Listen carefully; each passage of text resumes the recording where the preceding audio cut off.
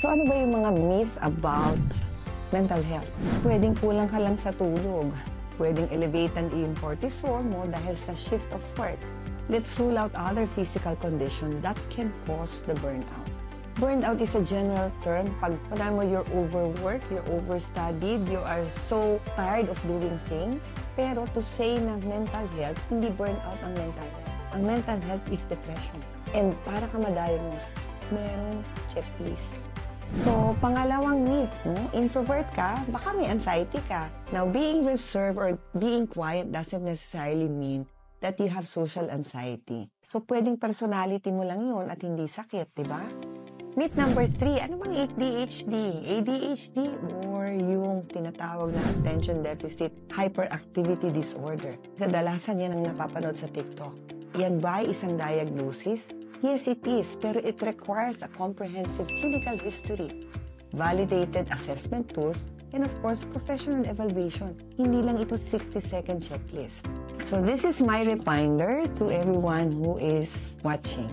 Masarap makahanap ng content na parang para sa'yo. Pero tandaan, diagnosis isn't a vibe. It is a process. Alam nyo, may mga professional and specialists who are really expert to really diagnose an individual having a mental health disease. Malaking maitutulong nila sa inyo para kayo ay ma-diagnose and eventually magamot. Ano naman ang mga positive effects ng social media about mental health? Number 1, nakaka-normalize ito ng conversation. In fact, hindi na ngayon tabo pag sinabing ikaw ay may depression, may anxiety, o may trauma. Pangalawa, nakakatulong din ito sa mga tao na nangangailangan ng tulong for the very first time. And of course, very important, it creates a safe space, lalo na sa ating mga kabataan ngayon. Pero ang mahalaga, gamitin mo ang content bilang panimula, hindi bilang dulo. Use it to start the journey and not end it there. Unverified creators, kung wala silang medical background, mag-double ingat. Baka yung mga advice nila pwedeng sincere, pero kulang naman ito sa clinical basis. So ano bang ibig sabihin ng clinical basis?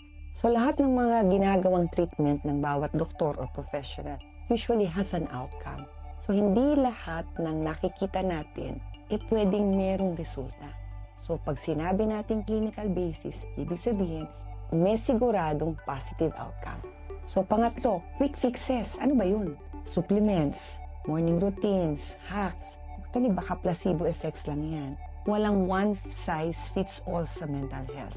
So, ibig sabihin, every treatment is always individualized depending on the condition of the patient. So, ano ba ang rule of thumb? If content makes you more confused, anxious, or guilty, pause, pahinga. Hindi yan ang goal ng tunay na care. So, tandaan, ang mental health is health. At bilang doktor, naniniwala ako, may space ang social media sa pag-aalaga sa pag-iisip. Pero dapat marunong tayong kumilatis. Kung may nararamdaman ka, hindi ka mahina, hindi ka arte, at lalong hindi ka nag-iisa. So kung may nararamdaman ka, hindi ka mahina, hindi ka maarte, at lalong hindi ka nag-iisa. Ang importante ay you seek professional help sa tamang doktor. Hindi dahil sa siya yung nagsalita about that particular topic. Kailangan itong doktor na to ay may qualification to diagnose and treat you.